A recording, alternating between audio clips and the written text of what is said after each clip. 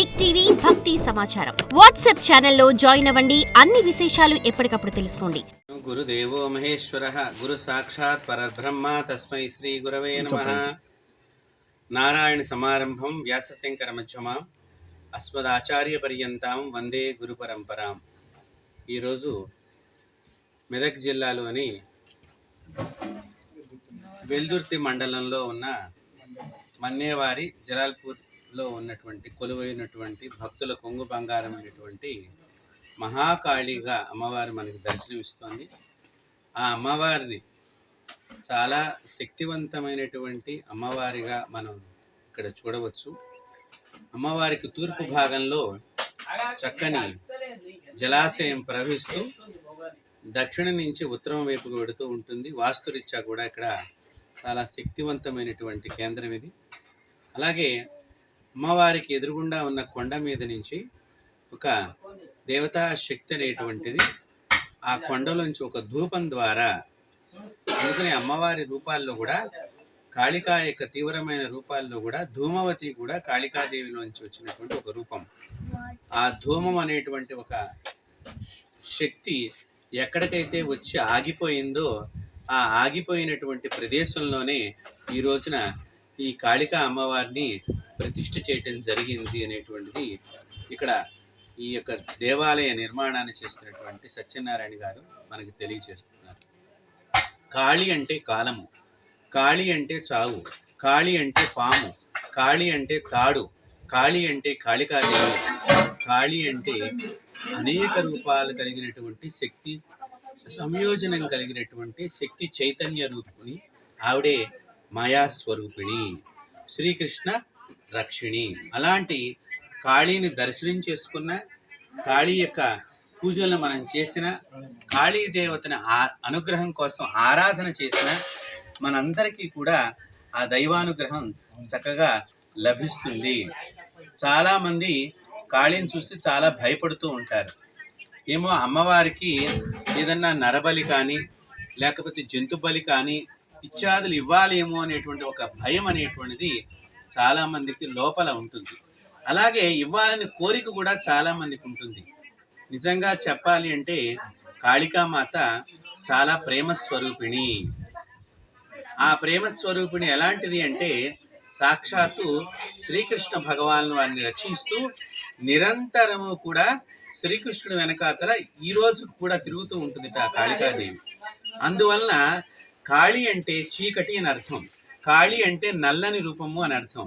కాబట్టి ఆ అమ్మవారి యొక్క నీడ పడటం మూలకంగా కృష్ణుడికి ఇలా ఈ కృష్ణుడి ముందర ఉంటే ఇలా అమ్మవారి వెనకాతలు ఉండటం చేత కృష్ణుడు కూడా నల్లని కృష్ణుడు అయ్యాడు. నిజంగా చెప్పాలంటే కృష్ణుడు చాలా అందమైనటువంటి, అంటే మానసికంగా చాలా మహోన్నతమైనటువంటి అందమైనటువంటి స్వరూపం. ఆ అందం ఎలా ఉంటుంది అంటే రామావతారంలో ఎలాగైతే భక్తులందరినీ ఆకర్షింపబడ్డాడో అంతకంటే ఎక్కువ రెట్లు ఈ శ్రీకృష్ణ పరమాత్మ అందరినీ ఆకర్షింపబడతాడు. అందువలన ఈ కృష్ణుడి మీద కాళికాదేవి ఇట్లాగా నీడ పడటం చేత ఒక పడగ విప్పిన పాము మనకి శృంగేరిలో కప్పను ఎండ మీద నుంచి కాపాడుతూ ఉంటుంది. ఆ చిహ్నాన్ని చూసే ఆదిశంకరాచార్యులు వారు అక్కడ ఒక శక్తి పీఠాన్ని ఏర్పాటు చేశారు. రెండు వివిధ రకాలైనటువంటి వైరుధ్య భావనతో కలిగినటువంటి శత్రుభావనతో కలిగిన అలాంటి ఒక రకమైనటువంటి ప్రమాద స్థితిలో కనిపించేటువంటి దృశ్యము కడుపుతో ఉన్న కప్పని కాపాడుతూ పాము ఆ ఎండ వేడిమికి అక్కడ తట్టుకోలేకపోతున్న కప్పని కాపాడుతూ శృంగేరిలో పాము తిరుగుతూ ఉంటుంది తినకుండా. అలాగా శ్రీకృష్ణ భగవానుల వారిని కాళికాదేవి కూడా అలా కాపాడుతూ నిరంతరం ఉండటం చేత కాళికాదేవి యొక్క నీడ పడటం చేత, కాళి అంటే నల్లని స్వరూపము, నీడ, ఆ నీడ పడటం మూలకంగా కృష్ణుడు నల్లని కృష్ణుడు అయ్యాడు. నిజంగా కాళికాదేవికి జంతు బలులు ఇష్టము అనేటువంటిది ఒక సంప్రదాయంలో ఒక పద్ధతిలో ఉన్నది. వామనాచారము, దక్షిణాచారము, సదాచారం అనేటువంటివి ఇవన్నీ కూడా చాలా రకాలైనటువంటి ఆచారాల్లో ఒకటి ఉన్నది. కానీ ప్రతిష్ఠ చేసేటప్పుడు అక్కడ ఏ విధమైనటువంటి ప్రతిష్ఠ చేశారో అది తెలుసుకుని మాత్రమే మనము ఆ దేవతకి ఆహారాన్ని ఇవ్వాలి తప్ప అక్కడ కాళికాదేవి కనిపించింది కాబట్టి మనం ఏ జంతువునో బలి ఇవ్వరాదు. అక్కడ ఎప్పుడైనా కూడా ఇట్లాంటి మూర్తులు కనిపించినప్పుడు భక్తాదులందరూ కూడా వెళ్ళి గమనించవలసింది ఏంటంటే అక్కడ ప్రతిష్ఠ ఏ విధంగా జరిగింది, ఏమండి మేము ఇక్కడ ఏదైనా జంతువుని బలి ఇవ్వవచ్చా ఇవ్వకూడదా అనేటువంటి విషయాలు తెలుసుకున్న తర్వాత మాత్రమే ఆ బలులు ఇవ్వాలి. నిజంగా చెప్పాలంటే జంతు బలి అమ్మవారికి కూడా ఇష్టం లేదు. అది మనమందరం కూడా తెలుసుకోవాలి. అమ్మ జంతు బలిని అనేటువంటి కారణం చూపించడానికి గల కారణం ఏమిటంటే ప్రతి మనిషిలోనూ కూడా జంతువుకు సంబంధించిన లక్షణాలు కొన్ని ఉంటాయి. ప్రతి మనిషిలో కూడా ఇప్పుడు జిత్తుల మారి నక్క అంటాం, అలాగే ప్రతి మనిషిలో కూడా నక్క లాంటి వ్యవహారాలు ఉంటాయి. కాబట్టి అక్కడ జిత్తుల మారి నక్కలాగా వీడు ఉన్నాడురా అని మనం కేకలిస్తూ ఉంటాం. అలాగే ప్రతి ఒక్కరి లోపల కూడా ఒక్కొక్క రకమైనటువంటి జంతువుకు సంబంధించిన వ్యసనాలు ఉంటాయి. చెడు వ్యసనాలే కానివ్వండి, అలాగే క్రోధము, మదము, మాత్సర్యము, అరిషడ్వర్గాలకు సంబంధించినటువంటివి కానివ్వండి, వీటిని అమ్మవారికి ఎలా సమర్పణ చెయ్యాలి, తన బతకడనే భయం చేత ఆ రోజుల్లో ఆ మనిషి నాలో ఈ దుర్గుణాన్ని పోగొట్టుకుంటున్నాను, ఈ జంతు లక్షణాన్ని పోగొట్టుకుంటున్నాను, పశుతత్వాన్ని పోగొట్టుకుంటున్నానని చెప్పడానికి పశువుల్ని బలిచ్చేవారు. పశువులు అంటే జంతువులు, అనేక రకాలైనటువంటి జంతువులు. అంతేకాని దేవతలకి జంతు బలి అనేటువంటిది ఎక్కడా కూడా లేదని చెప్పవలను. కాబట్టి ఇక్కడ ఈ క్షేత్రంలో ఉన్నటువంటి కాళికామాత స్థానంలో జంతు బలులు నిషిద్ధము అనేటువంటిది ఆ దేవాలయాన్ని నిర్మాణం చేసిన వారు నాకు చెప్పడం జరిగింది. నేను దానికి చాలా సంతోషపడుతున్నాను. ఈ కాళికాదేవి ఇంత ప్రసిద్ధంగా ప్రపంచంలోకి రావటానికి కారణంగా మనం ఎవరిని చెప్పుకోవాలి అంటే చాలామంది ఉత్తర భారతదేశంలో మహాయోగినీలు, ఆడవారు కూడా అమ్మవారిని పూజించేటువంటి మహాయోగినీలు ఉన్నారు. అలాగే మగవారిలో కూడా మహాయోగినీలు ఉన్నారు. త్రైలింగ స్వామి అని చెప్పి మీకు కాళికాదేవిని పూజించినటువంటి శక్తివంతమైనటువంటి గురువుగారు ఉంటారు. వారు 500 సంవత్సరాల దాకా జీవించి ఉన్నారు. ఆ త్రైలింగ స్వామి వారు పాకిస్తాన్లో దేశంలో ఉండేటువంటి హింగుళికా కాళి అనేటువంటి అమ్మవారిని ఆరాధన చేసేవారు. ఆ అమ్మవారు ఆయనతో పాటు భారతదేశం వచ్చేసి కాశీలో ఉండిపోయింది. అక్కడ త్రైలింగ స్వామి వారి దగ్గర కాళికాదేవి యొక్క శక్తి ఎంత శక్తివంతరాలంటే అమ్మవారి మహిమ ఆయన లోపలే అమ్మవారి ఉండిపోయింది కాళికాదేవి. ఈరోజు కూడా కాశీ పట్టణానికి వెళ్ళినప్పుడు అందరూ కూడా త్రైలింగ స్వామిని తప్పకుండా విధిగా చూసి రావాలి అనేటువంటిది ఒక వచనం ఉన్నది. త్రైలింగ స్వామి నేను ఇంకా వెళ్ళిపోయే సమయం వచ్చింది, ఆయన 300-400 సంవత్సరాలు అయిపోయిన తర్వాత నాకు ఇంకా ఈ భూమి నుంచి వెళ్ళిపోయే సమయం ఆసనమైంది, ఒక చక్కని మూసివేసినటువంటి అంటే ఎటువైపునా కనిపించకుండా ఉండేటువంటి చెక్క డబ్బాని తీసుకురండి, పల్లకీలాగా చేసి, అంటే మొత్తం పైన కింద 4 దిక్కుల మొత్తం 6 వైపులనా కూడా మూసేసి ఉండాలి, చెక్క డబ్బాలాగా. మనం ఒక సూట్ కేసు లాగా అనుకోండి మీకు అర్థమవటానికి. ఆ మాదిరి లాంటి దానికి 2 పల్లకి కాడలు తీసుకొచ్చినట్టు అటు ఇటు పట్టుకొని తీసుకొస్తే స్వామివారు దానిలో కూర్చున్న తర్వాత త్రైలింగ స్వామివారి యొక్క నిరంతరం ఉండేటువంటి ప్రదేశం నుంచి ఆయన కొద్ది దూరం దాకా దాన్ని సింధియా ఘాట్ అని అంటారు. ఇప్పుడు ఆ సింధియా ఘాట్కి వెళ్ళేసరిగిట వారు 300 కేజీల బరువు ఉండేవారు. త్రైలింగ స్వామి వారు చిన్న గోచి పెట్టుకుని ఉంటారు. ఆ 300 కేజీ వారు ఎక్కినప్పుడు చాలా బరువు అనిపించింది. అందరూ మొయిలేమేమో అనుకున్నారట. కొంచెం దూరం వెళ్ళేసరికి ఖాళీ ఉయ్యాలు ఊగినట్టుగా ఊగుతుందిట. సింధియా ఘాట్ దగ్గరికి వెళ్ళేసరికి వీళ్ళు అక్కడికి వెళ్ళి ఓపెన్ చేస్తే స్వామివారు దానిలో లేరు. అంత అమ్మవారి కాళీ శక్తి, కాళీ దేవతను కనుక ఎవరైతే ఆరాధన చేస్తారో అంత శక్తిని అమ్మవారు మనకిస్తుంది. అంటే ఏంటి? మాయాస్వరూపము. ఇందాక అదే చెప్పాను, యాదేవి సర్వభూతేషు మాయా రూపేణ సంస్థిత నమస్తస్యై నమస్తస్యై నమస్తస్యై నమో నమః. మాయలాగా ఉంటుంది అమ్మవారి ప్రతి ఒక్కరి దగ్గర కూడా. మాయా, మరుపు, ఇవి 2 కాళికాదేవి యొక్క శక్తులు. అందుకనే స్త్రీలకు భర్త పోయినప్పుడు ఆడవాళ్ళు చాలా భర్త శవాన్ని పట్టుకుని ఏడుస్తూ ఉంటారు. అమ్మవారే ఈ ప్రవేశిస్తుందిట ప్రతి ఒక్కరిలోకి కూడా. ప్రవేశించి ముందర బాగా ఏడిపిస్తుందిటండి. అయ్యో వెళ్ళిపోతున్నాడు నా మూడు. అప్పుడు మాయలాగా ఉంటుందిటండి. 2వ రోజు కల్లా అంటే సాయంత్రం దగ్గరికి ఆవహిస్తుంది మరుపు అనేటువంటి స్వరూపం కింద. ఆ అప్పటి నుంచి ఆవిడ ఏడుపు అనేది తగ్గించుకుంటూ వస్తుంది. 4 రోజులు అయ్యేసరికల్లా అప్పుడు ఎవరన్నా వచ్చినప్పుడు మాత్రమే ఏడుస్తూ ఉంటుంది.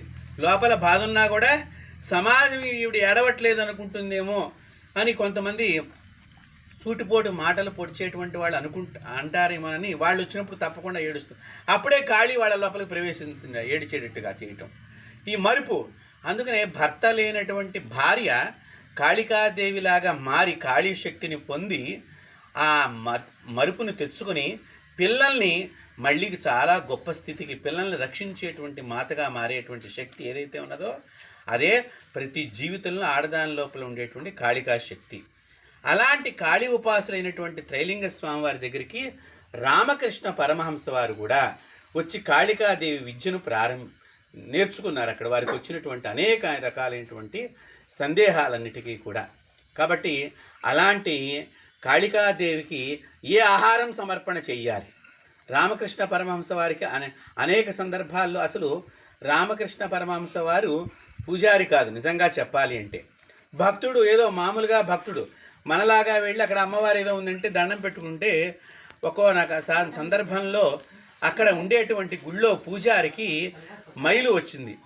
అప్పుడు నాయన మీరు బ్రాహ్మలు కదా, మా పూజారికి మైలు వచ్చింది అని రామకృష్ణ అయ్య లోపలికి వెళ్ళి ఆ పూలు మాలిన్యం తీసి కొద్దిగా ఒక దీపారాధన చేసి హారతి ఇచ్చి కొబ్బరికాయ కొట్టి వెళ్ళండి అంటే రామకృష్ణ పరమహంస నాకు మంత్రాలు రావయ్యా అంటే చాలు నాయన మీరు బ్రాహ్మలు లోపలికి వెళ్ళి కొబ్బరికాయ కొట్టండి, అదే మాకు మంత్రం ఈ రోజుకి అని చెప్పనంగానే లోపలికి వెళ్ళి ఆ విగ్రహం అమ్మ కాళికామాత నేను ఏదైనా పొరపాటు చేస్తే నన్ను క్షమించు, నాకు మంత్రాలు రావు, నాకు ఏ పూజలు రాదు, నేను వారేదో చెప్పారని వారు నన్ను బతిమాలారు కాబట్టి నేను నీ దగ్గరికి వచ్చి ప్రార్థన చేసి నీకు ఈ కొబ్బరికాయ కొడుతున్నాను అనగానే వెంటనే ఆ రామకృష్ణ పరమహంస వారికి కాళికా దర్శనం జరిగింది.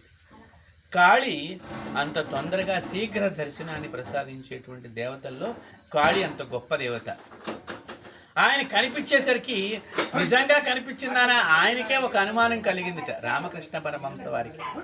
మళ్ళీ రెండో రోజు అలాగే వెళ్తే మళ్ళీ రోజు అంటే మనసు ఎవరి దగ్గర అయితే స్వచ్ఛత ఉంటుందో, నిజమైనటువంటి మనసు ఎవరికైతే ఉంటుందో అలాంటి వారికి కాళి తప్పకుండా కూడా దర్శనమిస్తుంది. రామకృష్ణ పరమహంసకి ఒక స్త్రీమూర్తి కూడా ఆడావిడ కూడా ఒక గురువుగా ఉన్నది. ఆవిడ ఒకసారి శ్మశానంలో కూర్చోబెట్టి చాలా ఉద్దేశంగా చూపిస్తే వెంటనే అక్కడ ఉండేటువంటి శవానికి సంబంధించిన ముక్కని కట్ చేసి కాళికాదేవికి నైవేద్యం చేసింది. పూర్వం స్త్రీలు కూడా శక్తివంతమైనటువంటి సాధన చేసేటువంటి స్వరూపాలు. స్త్రీ ఎక్కడా కూడా మన వేదంలో అదే మన భారతీయ సనాతన ధర్మంలో ఉన్న గొప్ప విశేషం ఏమిటయ్యా అంటే స్త్రీ కూడా పురుషుణ్ణి మించిన శక్తివంతురాలు అని వేదాలన్నీ కూడా ఘోషిస్తున్నాయి. ఒక అనసూయ మాతను చూసినా మనం, అలాగే ఒక అరుంధతి మాతను చూసినా, ఋషిపత్నులు ఎంతమందిని చూసినా, యాజ్ఞవల్క మహర్షి ఆశ్రమంలో చూసినా ఎంతోమంది గొప్ప గొప్ప ఋషిపత్నులు ఎంతోమంది ఉన్నారు. అలాగే బ్రహ్మచారిణిగా ఋషిపత్నులు ఉన్నారు. వీళ్ళందరూ కూడా యోగిని దీక్షగా ఉండి మహాయోగినీలుగా అంతర్ధానమై భారతదేశంలో హిమాలయ పర్వతాల్లో అనేక రకాలైనటువంటి యోగినీలు ఉన్నారు. వీళ్ళకి ఆడవాళ్ళకి సన్యాసి దీక్ష లేదు. అందుకని యోగిని దీక్ష అని ఒక యోగిని దీక్ష ఉన్నది. అమ్మవారికి లలితా సహస్రనామంలో చతుషష్ఠి పచారాక్ష, చతుషష్ఠి కళామయ, మహాచతుషష్ఠి కోటి యోగిని గణసేవిత అయిన అమ్మవారిని 1,000,000 మంది యోగినీలు రోజు పూజ చేస్తారు అని మనకు కనిపిస్తోంది అక్కడ. కావున అలాంటి యోగిని దీక్షను గనక స్త్రీలు గనక స్వీకరించి అమ్మవారిని గనక, అందుకనే మనకి తెలంగాణ ప్రాంతంలో కూడా యోగినీలు జోగినీలు అనేటువంటి వాళ్ళందరూ కూడా సంప్రదాయం ఒకటి నడుస్తూ ఉంటుంది. ఇదంతా కూడా అమ్మవారి సంప్రదాయం. ఇలాంటి కాళికాదేవిని మనం గనక చక్కగా పూజించినట్లయితే కాళిక శీఘ్రంగా వివాహం చేయటంలో శక్తినిస్తుంది, అలాగే అన్యోన్య దాంపత్యంలో శక్తినిస్తుంది. తప్పిపోయినటువంటి మనుషుల్ని మన దగ్గరికి తీసుకురావటానికి, పిల్లలు తప్పిపోయారనుకున్నటువంటి వాళ్ళందరినీ కూడా మన దగ్గరికి తీసుకురావడానికి కాళికాదేవి చాలా శక్తిగా ఉపయోగిస్తుంది. అలాగే చేతబడి, బాణామతి ఇలాంటి దుష్ట ప్రయోగ బాధల నుంచి కాపాడేటువంటి దేవతల్లో ప్రధాన భూమిక ఈ కాళికామాత. అలాంటి కాళికామాతని ఈ రోజున ఇక్కడ దేవాలయం నిర్మాణం చేసినటువంటి సత్యనారాయణ గారి యొక్క ఆహ్వానం మేరకు ఇక్కడికి వచ్చి మేము కూడా అమ్మవారిని దర్శనం చేసుకునేటువంటి భాగ్యాన్ని ఆ కాళికామాత మాకు కూడా ప్రసాదించింది. ఈ రోజున కార్తీక మాసం మొదటి రోజున చాలా విశేషప్రదమైనటువంటిది. అయితే కొంతమంది భక్తులు అడుగుతున్నారు, అమ్మవారికి ఏ ఆహారం పెట్టాలి, ఎలాంటి ఆహారం పెడితే అమ్మవారు సంతుష్టురాలవుతుంది అంటే, ఎర్రని పళ్ళు నైవేద్యం చేస్తే అమ్మవారికి చాలా ఇష్టము. అంటే చెర్రీ పళ్ళు కానీ, దానిమ్మ పళ్ళు కానీ, యాపిల్ పళ్ళు కానీ, ఇంకా మనం పెచ్చు తీసేసినటువంటి ఆరెంజ్ పళ్ళు, సంత్రాలు అంటాం మనం ఇక్కడ తెలంగాణ ప్రాంతంలో, మన ప్రాంతంలో సంత్రాలు అంటాం. ఆ సంత్రాలు కూడా లోపల కొంచెం ఎరుపు రంగుగా ఉంటాయి కాబట్టి అలాంటి పళ్ళు కానీ మనం నైవేద్యం చేసినట్లయితే అమ్మవారు చాలా సంతుష్టురాలవుతుంది. అలాగే ఈ రోజు నుంచి ఇక్కడ నిరతానదానంలో అమ్మవారికి చక్కగా మీరు బీట్రూట్ని తరిగి ఆ యొక్క రసంతో కానీ ఆ ముక్కలతో కానీ అన్నాన్ని ఉడికించి అమ్మవారికి సమర్పణ చేసినట్లయితే రక్తవర్ణ మాంసనిష్ట గుడాన్న ప్రీతి మానస అంటే ఎర్రని వర్ణం కావాలి నాకు ఆహారానికి అని అడిగింది అమ్మవారు. కాబట్టి ఈ బీట్రూట్లతో తయారు చేసినటువంటి అన్నాన్ని కనుక మనం అమ్మవారికి నైవేద్యం చేసిన, అలాగే క్యారెట్తో తయారు చేసినటువంటి అన్నాన్ని కనుక అమ్మవారికి సమర్పణ చేసిన అమ్మవారు చాలా సంతుష్టురాలవుతుంది. ఆనందకరమైనటువంటి శక్తివంతమైనటువంటి ఆవిడకి ఈ ప్రీతికరమైనటువంటి పదార్థాలు కనుక మనం నైవేద్యం చేసినట్లయితే, ఇంకా అమ్మవారి యొక్క నామాల్లో కూడా కూష్మాండి స్వరూపిణి కింద అమ్మవారిని మనం కొలుస్తూ ఉంటాం. అమ్మవారు కూష్మాండి. ఈ కూష్మాండి అంటే ఏంటంటే, మీరు చాలామందికి తెలియనటువంటి గొప్ప రహస్యం ఏంటంటే, ప్రతి దానిలో కూడా గింజలు తక్కువ ఉంటాయి, కానీ గుమ్మడికాయల్లోనూ దోసకాయల్లోనూ ఎక్కువ గింజలు ఉంటాయి. ఒకే ఫలంలో గింజలు ఎక్కువ ఉంటాయి. ప్రతి స్త్రీ కూడా అంత గంపెడంత సంతానంలాగా. అందుకనే పెళ్ళిళ్ళు చేసేటప్పుడు మనకి ఈ యొక్క గుమ్మడికాయని ఆడవాళ్ళకి చేతిలో ఎర్ర గుమ్మడికాయ పెడతారు. మళ్ళీ దీనిలో కూడా మనకి ముందర ఏదైనా వస్తువు చెప్పామంటే ముందర అనుమానమే ప్రధానంగా అయ్యింది ఈ రోజుల్లో, కలి మాయ.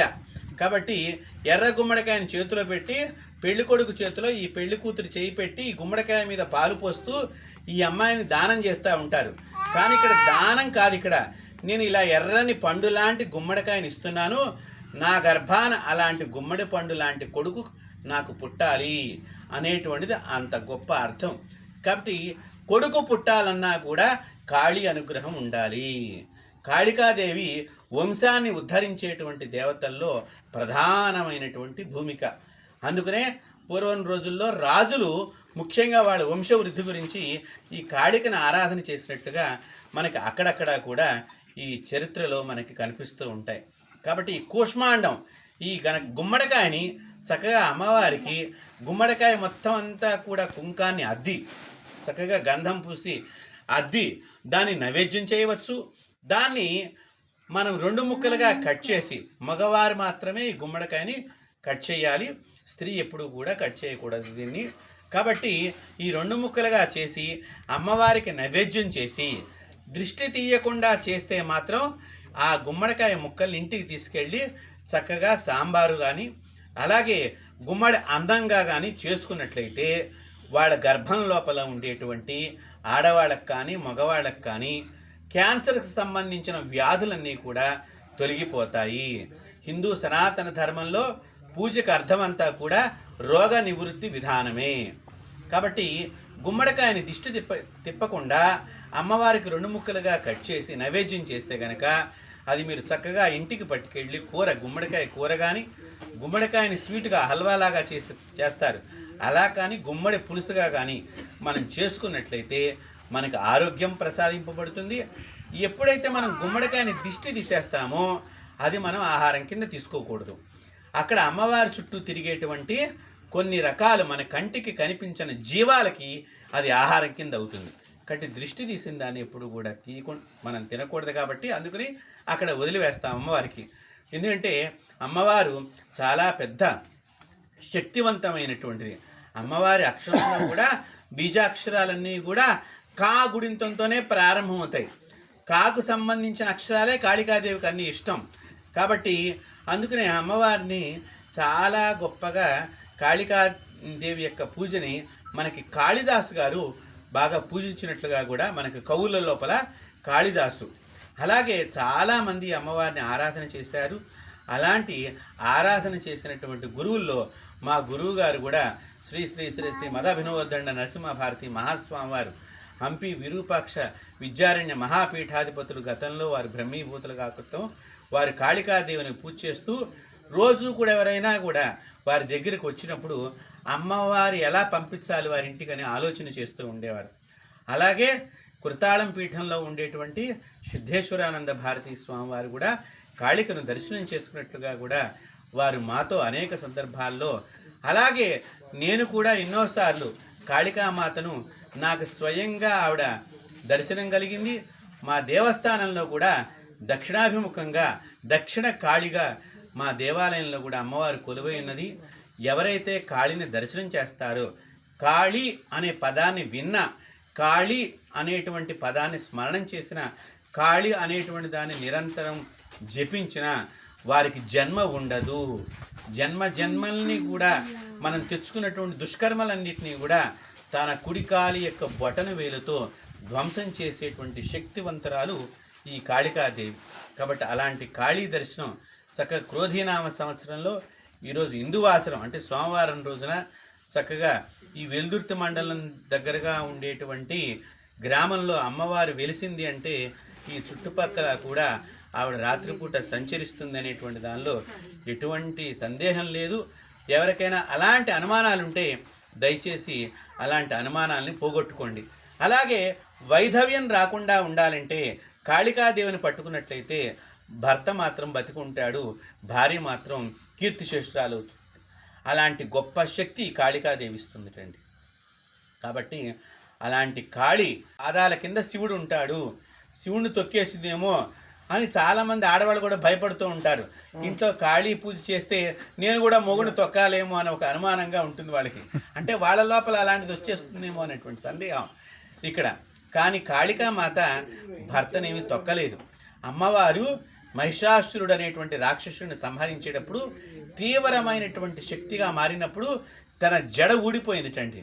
మొత్తం కేశాలన్నీ కూడా అంటే చిక్కులు పడిపోయి ఆ జడ ద్వారా రాక్షసుడిని కదలనీయకుండా చేస్తుంది. అందుకని ఇంట్లో జుట్టుని విరబోసుకుంటే ఆ ఇంట్లో భర్తకు కష్టాలు వస్తాయి, పిల్లలు విరబోసుకుంటే తండ్రికి కష్టాలు వస్తాయి, పిల్లలు విరబోసుకుంటే వాళ్ళకి కష్టాలు వస్తాయి. ఈ అమ్మవారు ఈ కేశాలన్నీ వదులుకుంటాం మొదలగటంట ఆ అమ్మవారు సంచరించేటువంటి విధి విధానంలో ఈ కాళికాదేవి జుట్టులన్నీ కూడా గాలికి ఆ రాక్షసుడు చుట్టూ కమ్మేసిని, వాడిని కదలనివ్వకుండా చేసినాయి. అందువలన ఈ కాళికాదేవి జుట్టు విరబోసుకుని ఉంటుంది. ఈ సందర్భంలో రాక్షసుడిని సంహరించేటప్పుడు వాడి యొక్క రక్తపు చుక్కలు కింద పడుతూ ఉంటే మళ్ళీ ఇంకో రాక్షసుడు పుడుతూ ఉంటాడు. కాబట్టి అమ్మవారు ఏం చేసిందిట, ఒక తలకాయను ఒక చేతితో పట్టుకుని కింద పాత్ర పెట్టింది, కపాల పాత్ర అంట. ఆ రక్తం అంతా దానిలోనే పడుతూ ఉంటుంది. అప్పుడు మళ్ళీ వాడు రాక్షసుడు పుట్టకుండా వాడు వరం ఉంది, వాడి చేయి తెగి ఒక రక్తపు చుక్క పడ్డా మళ్ళీ అలాంటి రాక్షసుడు పుడతాడు. వాడి పేరే రక్తబీజుడు అని పేరు అనమాట. వాడు అలాంటి వరాన్ని పొందాడు. ఒక రక్త బిందువు పడితే మళ్ళీ ఇంకో రక్తబీజుడు వస్తాడు, మళ్ళీ వాడి చేతిలోంచి పడితే మళ్ళీ ఇంకో, అలా ఎంతోమంది పడుతూ ఉంటారట. అందుకని అమ్మవారు ఏం చేసింది, వాడి తలకాయ తెగేటప్పుడే ఆ కింద ఒక పాత్రను పెట్టుకుంది. దాంతో రక్తం అంతా ఆ పాత్రలోకి వెళ్ళిపోయింది. చూడటానికి భీకరంగా కనిపించవచ్చు, కానీ ఆడవాళ్ళని రక్షించేటువంటి దేవత, చీకట్లో కనిపించేటువంటి నడయాడి దేవత, నిశరాత్రి నిశకాళి అనేటువంటి దేవత రాత్రిపూట సంచరించేటప్పుడు ఈ కాళికాదేవిని కనుక స్మరణం చేస్తూ మనం సంచరించినట్లయితే మన ఉద్యోగాల రీత్యా, వ్యాపారాల రీత్యా గ్రామం దాటాల్సి వస్తూ ఉంటుంది, దేశాలు దాటాల్సి వస్తూ ఉంటుంది, ఊళ్ళు దాటాల్సి వస్తుంది. అప్పుడు కాళీ కాళీ కాళీ కాళీ కాళీ కాళీ కాళీ కాళీ అనుకుంటే కనుక ఈ కాళీమాత అనేక శక్తి స్వరూపంగా మన దగ్గరికి ప్రయాణం చేసి మనల్ని రక్షిస్తూ ఉంటుంది. ఇలా రక్షించే విధానంలో ఆ అమ్మవారి యుద్ధం అంతా అయిపోయిన తర్వాత ఆమె ఆకలేసిందిట. ఇప్పుడైతే చూడండి మనం బాగా పనిచేస్తామో నీరసం వస్తుంది, నీరసం వచ్చినప్పుడు ఏ తిందామా అనేటువంటి ఆలోచన మనకు ఉంటుంది. అలాగే దేవతకి కూడా అంత ఆకలి వేసినప్పుడు ఈ దేవతలందరూ భయపడిపోయారు, ఇప్పుడు మనల్ని తినేస్తున్నామని.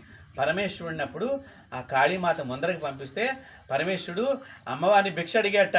కాళికాదేవి ముందర నిలబడి అమ్మ ఆకలిస్తోంది అన్నం పెట్టవా అంటే భర్త వచ్చాడని చూసుకోక ఆమె కాలు ఇలా తగిలి, పెద్ద కాలు స్వామివారు చూస్తే మూరడంత ఉన్నారు అమ్మవారి దగ్గర. ఆ కాలు తగలటం చేత పడంగానే శివుడు వెంటనే ఆ కాళీ ఉగ్రస్వరూపాన్ని అంతటిని కూడా తన చేతుల ద్వారా శక్తిని అంతా లాగేసుకుంటే అప్పుడు ఏంటి ఇంత నాకు ఒకసారి శక్తి తగ్గిపోయింది. అందుకని చూడండి, ఆడవాళ్ళని మగవాళ్ళు కోపంగా ఉన్నప్పుడు బాగా ప్రేమగా పలకరించారనుకోండి, అంత కోపం ఒక్క నిమిషంలో వారికి దిగిపోతుంది. అలా ఆ అమ్మవారు వెంటనే ఆ కోపాన్ని తగ్గిపోయినప్పుడు కింద చూస్తే తన భర్త కనిపించేసరికి అయ్యో అని నాలిక అప్పుడు కొరుక్కుంది. అప్పటి నుంచి కాళికాదేవి నాలిక బయట మనకి ఫోటోల్లో కానీ ఎక్కడైనా ఇలా నాలిక కొరుక్కున్నట్టుగా అంటే తప్పు చేశానే, భర్తను నేను నా పాదంతో తన్నానే అనేటువంటి గుర్తు తెచ్చుకుని నాలిక కొరుక్కుంటుంది. అందుకనే మన దగ్గర ఏదన్నా తప్పు చేస్తే తెలంగాణలో మాట్లాడితే ముక్కుకు నేలకు రాస్తామంటే నేలకు రాస్తామని కాదు, ఆ అమ్మవారు తప్పు చేస్తాను నాలుగు కొరుక్కుంది కాబట్టి అది మన వాళ్ళు పలకటం చేతగా ముక్కు నేలకి రాస్తాం నేలకి అనేటువంటి మాటగా అయిందనమాట. అలాంటి కాళికాదేవిని ఇక్కడ చక్కగా మన దేవాలయ నిర్మాణం చేయడానికి సత్యనారాయణ గారు మంచి సంకల్పించారు. తప్పకుండా ఎల్లప్పుడూ కూడా వారికి వారి కుటుంబానికి అనేక అమ్మవారి ఆశీస్సులు అందిస్తూ ఇక్కడ విచ్చేసినటువంటి భక్తాదులందరికీ కూడా అనేక అమ్మవారి ఆశీస్సులు అందిస్తూ మీరు తెలుసో తెలీదో కొద్ది రోజుల్లోనే ఇక్కడ అత్యంత వైభవమైనటువంటి జన ప్రవాహం సంభవిస్తోంది. ఎందుకంటే నేను ఇందాక అమ్మవారి పైన నిల్చున్నప్పుడు నేను అమ్మవారి మంత్రాన్ని స్మరణం చేస్తుంటే నీరు ఇలా వెడుతున్నట్టుగా నాకు కనిపించింది. నాకు నిజంగా ఇక్కడ నీరు వెడుతుందేమో తెలియదు, కానీ నేను అడిగితే అవునండి ముందర ఒక జలాశయం వెడుతోంది అని అన్నారు. అంటే అమ్మవారు నాకు చెప్పింది కాబట్టి నేను దాన్ని అడగగలిగాను. కాబట్టి అమ్మవారు మహిమాన్వితమైనటువంటి శక్తిగా ఇక్కడ భాసిల్లుతోంది. అందరూ కూడా చక్కగా విచ్చేసి ఆ అమ్మవారి దర్శనం చేసుకుని చక్కగా ఇక్కడ ఉండేటువంటి చాలామంది కూడా ఈ అమ్మవారి యొక్క చరిత్రని ఇక్కడ అందరూ కూడా ప్రసారం చేస్తున్నారు. మీడియా ద్వారా కూడా అనేక రకాల మంది ఇక్కడ, అలాగే ఇవాల్టి రోజున బిగ్ టీవీ వాళ్ళు కూడా ఇక్కడికి రావటం, ఈ కాళీదేవి చరిత్రని, ఈ కాళీదేవికి సంబంధించినటువంటి అనేక అంశాలని ఇక్కడ ప్రసారం చేస్తున్నందుకు వారి బిగ్ టీవీ సంస్థ కూడా అమ్మవారిలాగా పెద్దగా వృద్ధి చెందాలని చెప్పి నేను వారికి ఆశీస్సులు అందిస్తూ, అలాగే ఎప్పటి నుంచో ఇక్కడ చక్కగా ఒక ఛానల్ ద్వారా అమ్మవారి యొక్క విశేష చరిత్రని ప్రసారం చేస్తున్నటువంటి ఆ చిరంజీవికి కూడా అమ్మవారి అనుగ్రహం కలగాలని చెప్పి కోరుకుంటూ, మరింతగా ఈ క్షేత్రం దినదినము వృద్ధి చెందాలని చెప్పి కోరుకుంటూ అమ్మవారి తరఫున అందరికీ ఆశీస్సులు అందిస్తూ సర్వే జన సుఖినో భవంతు, లోకాన్ సమస్తాన్ సుఖినో భవంతు. ఓం తత్సత్. For more videos like this, subscribe Big TV channel.